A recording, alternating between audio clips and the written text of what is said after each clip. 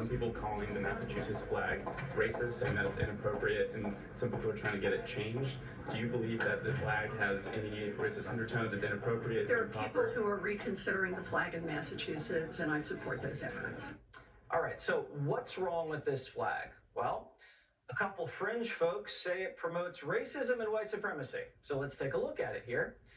There's a Native American holding a bow in his right hand and an arrow in his left. Okay. And above the Indian is a bent arm with a sword. Now, the sword was added during the American Revolution. That's when it was introduced to represent the fight against British tyranny. And the state archives confirm that with us. We've also got a Latin saying that means, by the sword we seek peace, but peace only under liberty.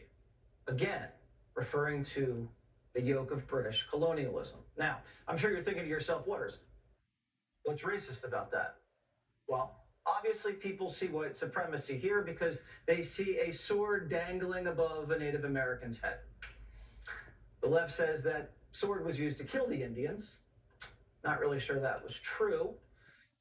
Have they seen the new Martin Luther King statue in Boston, by the way? Does that look historically accurate to you?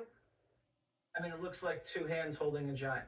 Well, and has Liz Warren ever seen her own flag in Massachusetts? She has literally been standing in front of that flag for 10 years. She was proudly debating in front of the state flag in 2018, but now Native American Liz Warren thinks it's offensive to Native Americans? What took her so long to recognize the offense? Did the Massachusetts state flag change in the past 10 years? No. The same symbol's been on the flag for the past 243 years. But now we have a problem. Pocahontas is faking being upset because, well, she's not really an Indian and she's not a leader. She's just trying to follow whatever the mob wants. And people are out of their mind. Have you seen a little sketch of their replacement flag? No, we haven't, because they don't have anything to replace the flag with. They just want to destroy the flag, and they got nothing else. Bring in the guest. Grace Curley is a Boston radio show host, and she joins me now. So, are people really upset about this flag, Grace? No, of course not. This is a made-up issue. I mean, to quote Senator J.D. Vance, who said, these are silly people making up silly problems. It doesn't make any sense. But I mean, Jesse, when you really think about it, it reads like a Babylon Bee headline. It's what you just said. A woman who pretended for most of her life to be Native American in order to advance her political career, and she did so successfully for a long time until she was caught. She has a problem with an actual Native American appearing on the flag. Anyone else who had even a tiny bit of self-awareness would look at this story and say, you know, I pretended to be Native American for a few decades. I'm going to steer clear of this. But she clearly doesn't have any self-awareness, and so she jumps right in. It's pretty amazing to watch. So the fake Indian wants to remove the real Indian from the state flag.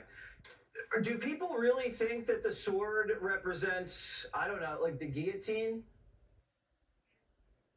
No, I don't think people are this concerned. I think people in Massachusetts have other worries, but unfortunately this picks up a lot of headlines. I do think it's interesting, though, that we're considering the feelings of a fake Native American. I haven't heard anything from real Native Americans and how they feel about this, but it's kind of goes back to the point of you can interpret things however you want. I think this knee-jerk reaction to, I interpret it this way and it offends me, so I need it gone, is really dangerous. And we've done that in Massachusetts with so many things. On the Mass Turnpike, there used to be a pilgrim hat with an arrow through it. That's gone. Nothing changes. It doesn't lead to progress. It doesn't lead to nuanced conversation. It just leads to the next group of people who are offended by something feeling like, well, my demands will be met because they took down this and they changed that. And this is how you kind of feed the woke mob. I would think that the left would like an arrow going through the pilgrim's hat. Isn't that better than a sword dangling over an Indian's head? I don't understand these people. Grace, say hi to all my friends in Boston for me. Thank you.